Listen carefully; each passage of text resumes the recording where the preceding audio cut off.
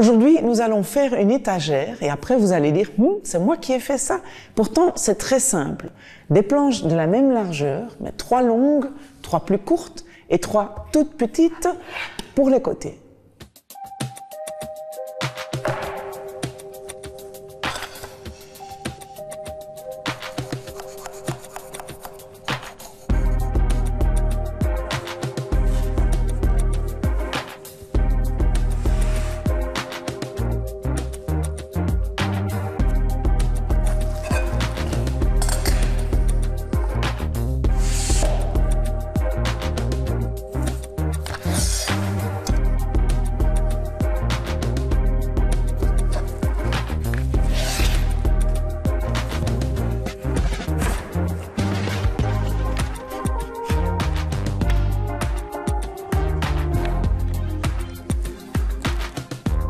Afin de pouvoir travailler proprement, j'ai préféré faire couper les planches sur mesure. La seule chose qui me manque encore, c'est une entaille ici pour les pattes.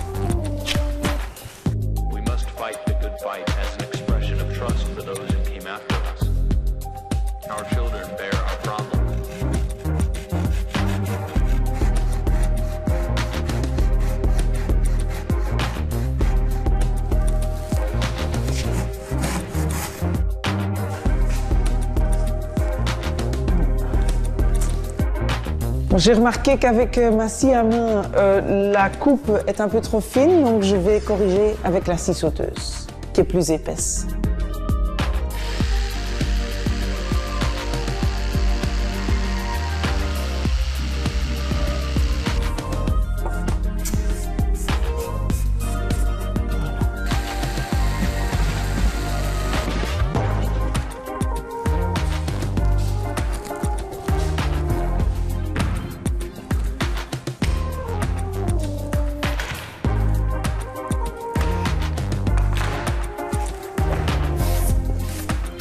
Voilà, fini la découpe et maintenant on va peindre.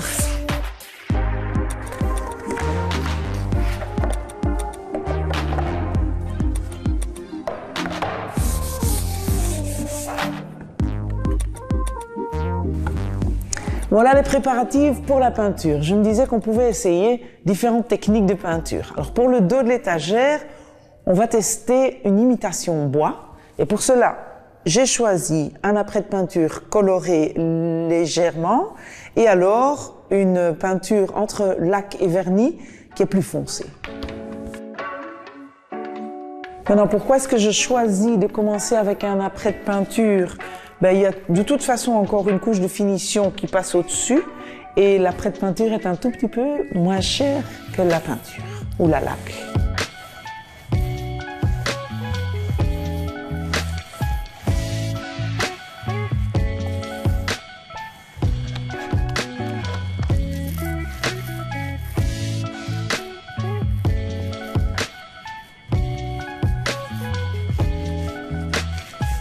Grâce à la magie de la télévision, le primaire est sec. Maintenant, on va mettre la deuxième couche de peinture.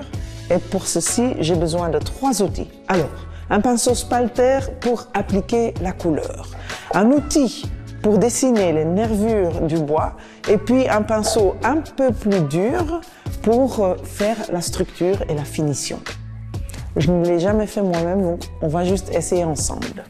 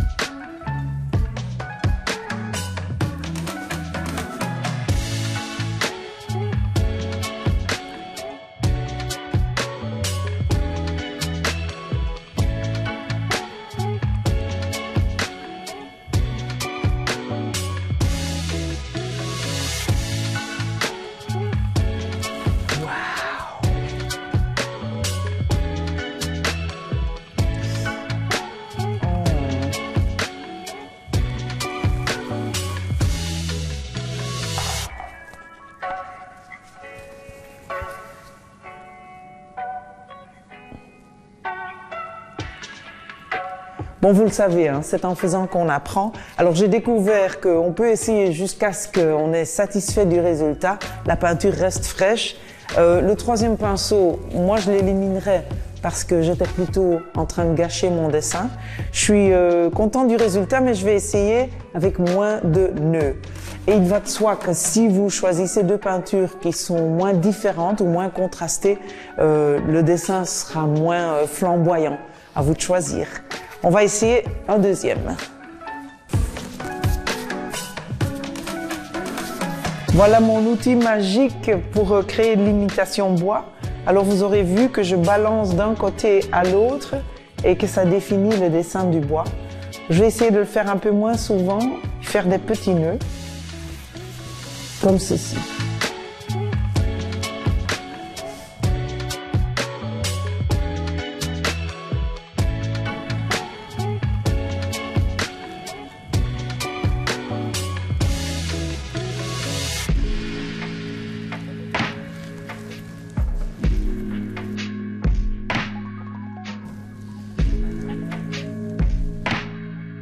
Pour les planches d'étagère, on va essayer une imitation terrazzo. Vous connaissez les sols unis avec des petites taches comme ça, toutes colorées. Pour les petites taches, on va utiliser les restes de bonbonnes qu'on avait encore. Puis, on va mettre des cailloux sur notre planche et puis ajouter une couche unie. Enfin, l'explication est compliquée, mais vous allez voir ce que je veux dire.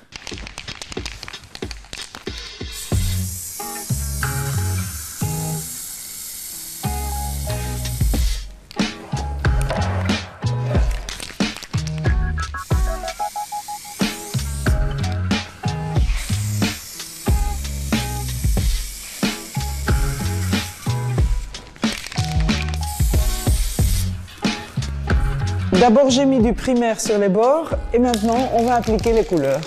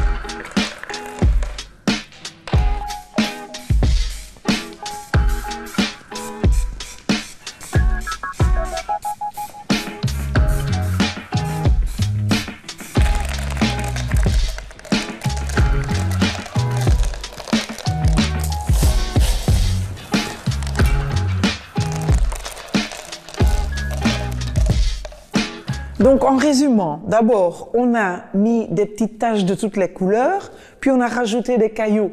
On a refait une deuxième série de taches de toutes les couleurs pour affiner le dessin. Et puis maintenant, on va couvrir le tout avec une peinture à craie.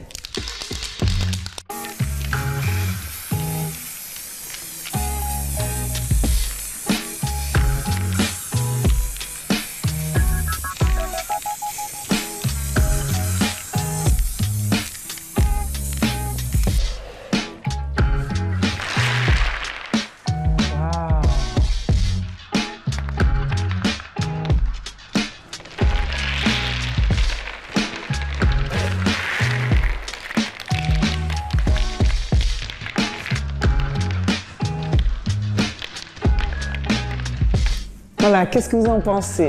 C'est peut-être pas du 100% terrazzo, mais ça ressemble. Et moi, j'aime bien l'effet.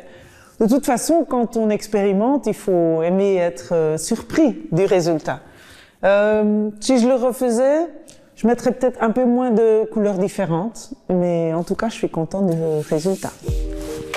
Regardez, en combinant les deux planches, on a déjà une très belle palette variée de couleurs. Donc, je suppose que la meilleure chose à faire, c'est de neutraliser un petit peu avec ces planches-ci.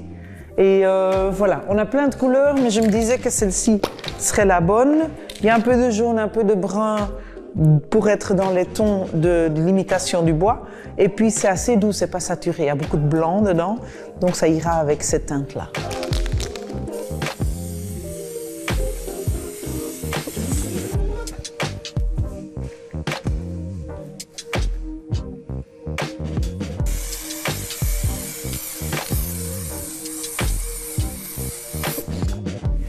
Je vais faire les pattes de mon armoire avec ces profils.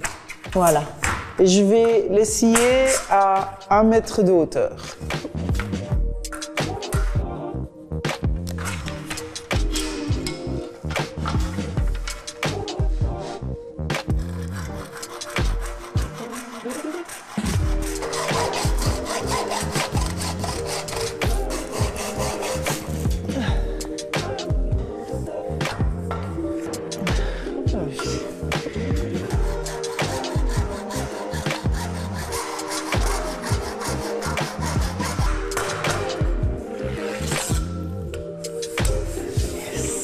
On a encore besoin de 2 pattes qui font un étage en moins. Donc ça sera 71,7 cm.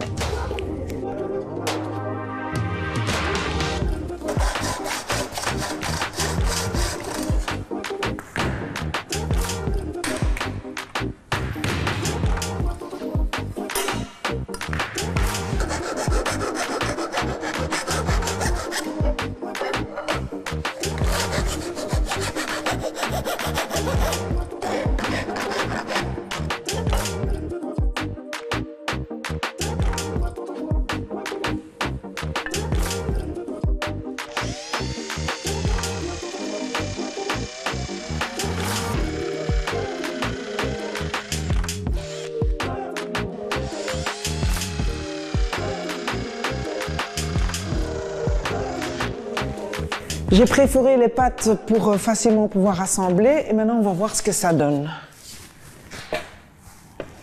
Voilà la fente qu'on avait sciée, rappelez-vous. Une deuxième étagère ici, environ. Voilà. Une troisième là et la petite là.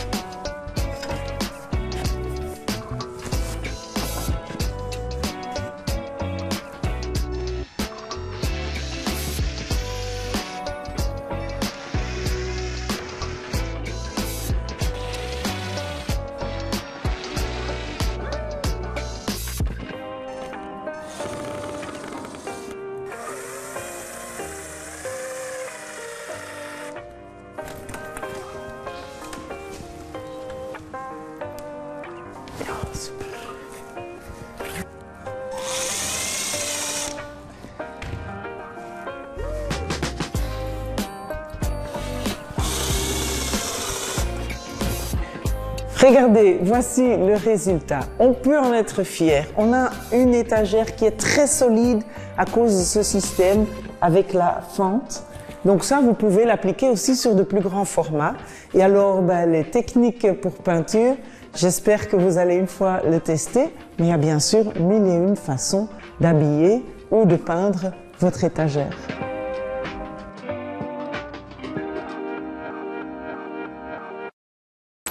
C'est maintenant que c'est fini, hein, la technique pour l'imitation du bois, je trouve ça génial. Mais je le ferai par exemple pas d'une façon naturelle, tu sais, avec du bleu. Bleu, ça c'est... Je ferai même tout un mur, oui, ça, oui. C'est à moitié réussi. Du noir avec les couleurs, ça aurait été mieux peut-être. Mais je suis étonnée, hein, c'est super costaud, hein, c'est super solide. Donc ça, voilà, on a à nouveau essayé, hein. Vive l'aventure.